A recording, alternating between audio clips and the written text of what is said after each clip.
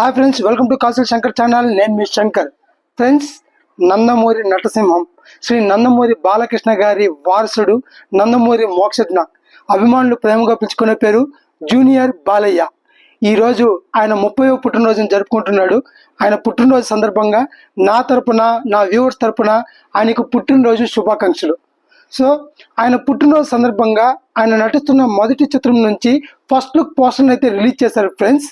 ఆ పోస్టర్లో ఆయన ఎంత అందంగా ఉన్నాడంటే, ఈయన ఫస్ట్ గురించి మనం ఆల్రెడీ చాలాసార్లు మాట్లాడుకున్నాం. చాలా అంటే ఎలా ఉన్నాడు, ఒకప్పుడు ఆ పొట్ట ఎలా ఉంది, ఆ మేకఓవర్ ఎలా ఉంది, తర్వాత ఎంత అందంగా మేకఓవర్ చేసుకున్నాడు, తన బాడీ లాంగ్వేజ్ ఎంత అందంగా మాట్లాడుకున్నాడు అని ఆల్రెడీ డిస్కస్ చేసాం. ఇప్పుడు రిలీజ్ అయిన కొత్త పోస్టర్లో మరింత అందంగా, ఆ పాత దానికన్నా ఇంకా రెట్టించిన అందంగా, చాలా అందంగా అయితే కనిపిస్తున్నాడు. సో టాలీవుడ్లో ఈయన కొత్త రికార్డులు సృష్టించిన దానికైతే సిద్ధంగా ఉన్నట్టు మనకు తెలుస్తుంది.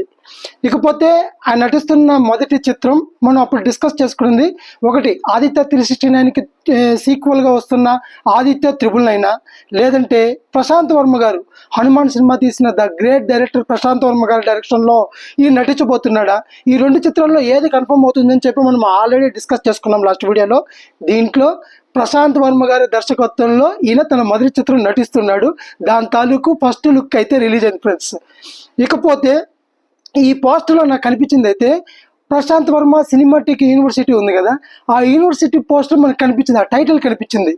నా డౌట్ ఏంటంటే, Hanuman already the great hit 300 కోట్లు పైచులకు సంపాదించిన హనుమాన్ సినిమా సీక్వెల్గా జై హనుమాన్, దాని తర్వాత యూనివర్సిటీలో చాలా సినిమాలు రాబోతాయని చెప్తున్నారు.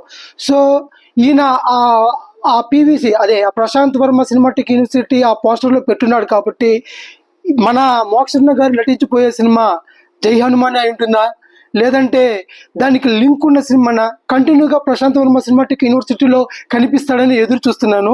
ఒకవేళ అదే నిజమైతే వీళ్ళిద్దరు కాంబినేషన్లో రికార్డుల మీద రికార్డులు సృష్టించడం ఖాయం. ఆ సినిమా చాలా అద్భుతంగా ఉంటుంది. మరి చూడాలి, ఇది డెబ్యూట్ మూవీ మోక్షజ్ఞ కోసం సపరేట్గా చేసిన మూవీనా, లేకపోతే ప్రశాంత్ వర్మ సినిమాటిక్ యూనివర్సిటీలో భాగమో చూడాలి. అదే నేనైతే అదొక భాగమై ఉండాలని కోరుకుంటున్నా. అలా అయితే హనుమాన్ సీక్వెల్స్లో అంతా ఈయన కనిపిస్తాడు, మనల్ని అలరిస్తాడు, చాలా అద్భుతమైన చిత్రాలు వస్తాయని చెప్పి నేను అనుకుంటున్నాను. సో వీళ్ళిద్దరి కాంబినేషన్లో సినిమా రావాలి, సూపర్ హిట్ అవ్వాలి. మన నందమూరి మోక్షజ్ఞ గారు అదే జూనియర్ బాలయ్య గారు మంచి పేరు ప్రఖ్యాతలు తెచ్చుకోవాలని చెప్పి మనస్ఫూర్తిగా కోరుకుంటున్నాను. ఇది ఫ్రెండ్స్ ఇవాళ వీడియో. ఈ వీడియో కానీ మీకు నచ్చితే please like, share and subscribe. Thank you.